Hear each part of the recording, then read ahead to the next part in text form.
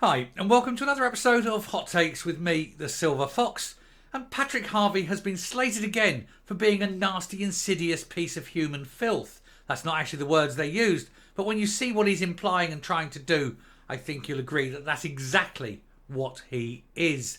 He's trying, of course, to still implement the awful idea of heat pumps, these terrible machines that don't work, because he thinks that he is going to single-handedly save the planet and be declared a saint. Well, the supporters of child murderers don't go into my sainthood book, that's for sure. And someone who is as obnoxious and stupid as Harvie certainly don't ever need to be listened to. They need to be ridiculed and shunned. So he will ridicule him because he is actually a moron. But what he's threatening to do is just so bad for the people of Scotland that if there isn't a revolution over it, there'll be a revolution over nothing. We're going to have a look at this, but hold on to your hats. What this guy is imposing is little more than fascism. He would have done well looking as he does like Himmler, but he's certainly acting like him as well. Here goes. One of the problems Harvey's got is that he cannot argue his case. If his case was so good and so obvious and so right, he'd be able to stand there and bring people along with him. But he knows it's utterly awful, terrible, it will be rejected, and so he feels he has to impose his will rather than encourage people to follow him. And you know, when any leader has to make it a rule, has to change the law, rather than saying, hey people, come along and make this the norm, you know that what they're intending to do is truly and totally awful. And this truly is awful. Right, the Imp announces a 10-year time bomb for homeowners who face fines and mortgage rejections if they do not have heat pumps by 2033. It gets worse than that as well. The Scottish Greens Minister was slated by opposition critics for having no idea what the true cost of replacing fossil fuel heating systems like gas boilers will be to struggling Scots families. Roughly, take a ballpark figure, £30,000 a house. He's not willing to pay it. He lives in a flat that doesn't have it and won't have it, but he expects everyone else to have it at the cost of £30,000 per house. It's ridiculous. It will never happen. It will never, ever happen. Thankfully, he will not be in power very much longer, and so all this stupid fascism will be thrown out. But he does look like Goebbels, doesn't he? Nasty little shit that he is. But anyway. Harvey was accused of announcing a 10-year time bomb for homeowners who face fines, mortgage rejections, and you're not even going to be allowed to insure your home if you have a gas boiler. How's that? You won't be allowed to insure your home. Who the hell does this little shart of a man think he is? He's nobody. He's not one constituency has voted in a Green politician. And yet he sits there and presumes that he will have the power to do this. Well, of course he won't. One of the great things is that the people of Scotland will not be putting the likes of him into power ever again. He'll be gone. He will sit there living in his bitter, joyless, empty life for the remainder of it. Hopefully short. I really do hope he gets something nasty. I do. And he needs the NHS because, of course, he will not, he won't be served. He's destroyed. He's helped to destroy society, destroy the NHS, destroy everything because he is just there. He is not creative. He is a merchant of destruction. And he wants to destroy the economy. He wants to destroy the future. He wants to destroy the opportunity and the ability of future generations to have any kind of process of enjoyment or advancement, because it really grinds him that other people might be happy because he is a joyless, sad psychopath. He was reluctant to discuss punishments, but he knows that they're going to be there, for a failure to axe boilers, because he doesn't want to discuss the punishments because he knows it'll make him look like a complete wanker and a nasty piece of work. But hey, it's too late for that, Patrick. We all know you are a nasty piece of work, and by God, we know you're a wanker. Anyway, as if they don't install heat pumps or joining a heat network, but he was called out for having no idea about the cost of this and struggling families. For a rural property, it could cost up to £30,000. For a town property, it could cost up to £30,000. Could cost even more than 30,000, and that's today's prices, not the prices several years down the line when, you know, the cost of work goes up and everything goes up. His consultation proposed the creation of a new law that will require homeowners to make sure that their homes meet reasonable minimum energy standard efficiencies by 2033. Fine, bring that law in, but make it the responsibility of the government to make sure that those houses meet that. And if the government fails to ensure that every house meets it, it's the government that are punished and the government that are held to account. That works for me. Does it work for you? You know, you want to upgrade all these houses, that's fine, but the government pays. Why should the people pay? He says, in terms of reinforcement, landlords can be fined if they don't meet this standard. What'll happen? Come on, you're all intelligent people. He's not, obviously, but you're all intelligent people. You know exactly what will happen if a landlord is told that if by 2028 his house doesn't meet certain standards and doesn't have a heat pump and he hasn't put £30,000 in to do this and that and the other work, what's that landlord going to do? He won't be a landlord for long, will he? He'll sell that damn house. And then they'll all be moaning, but where have all the landlords gone? It's ridiculous. Anyway, he said someone may be living within vulnerable circumstances who will suffer. Of course, everyone's going to suffer.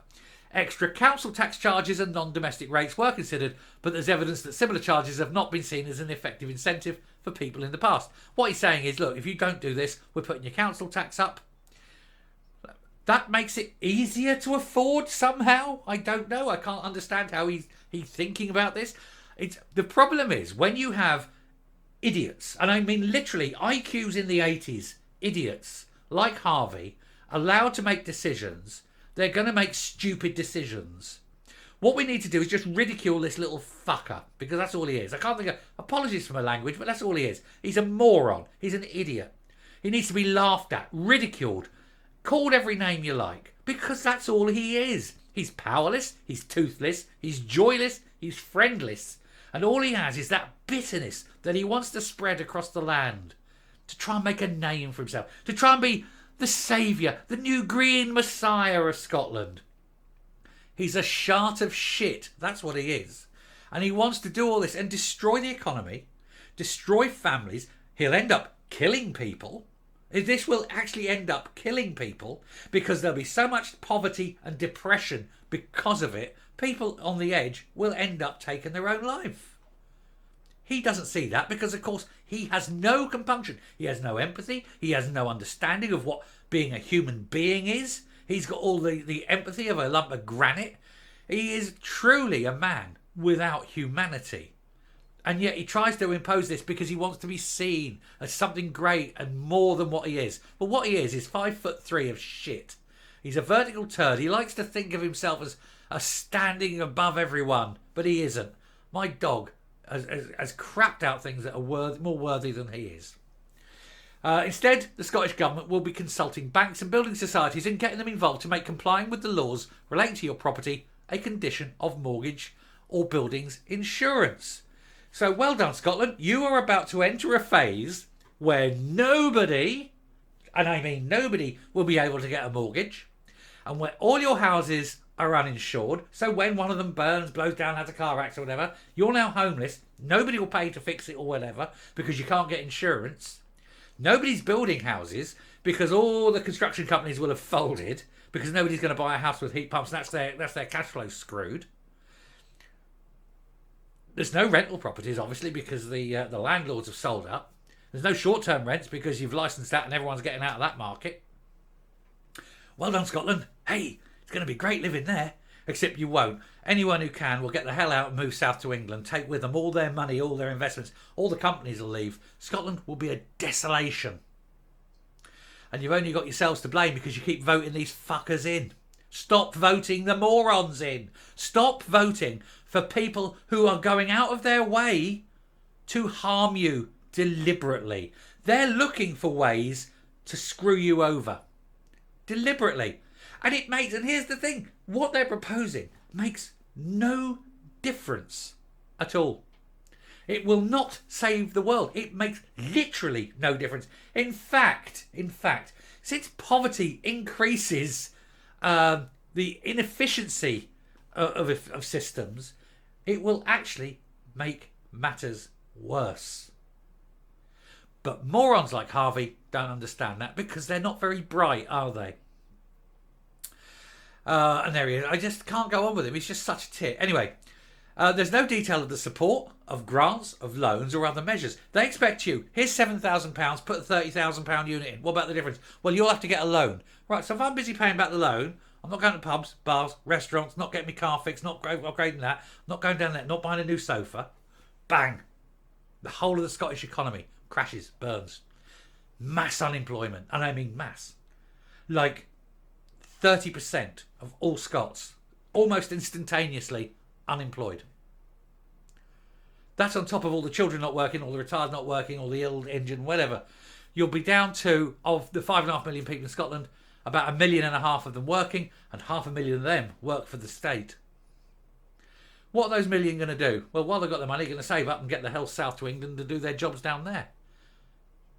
You're going to have Scotland will become a failed state simply because one man and his tiny little penis thinking, I want to be important, I want to save the world, look at me, I'm a tiny, tiny little green messiah.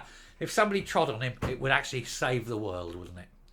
Again, I'm getting angry. What is wrong with me today? Why am I so angry with these people? All the time. They drag it out of me. I do apologise. I'm going to calm down. I'm not making another cup of tea.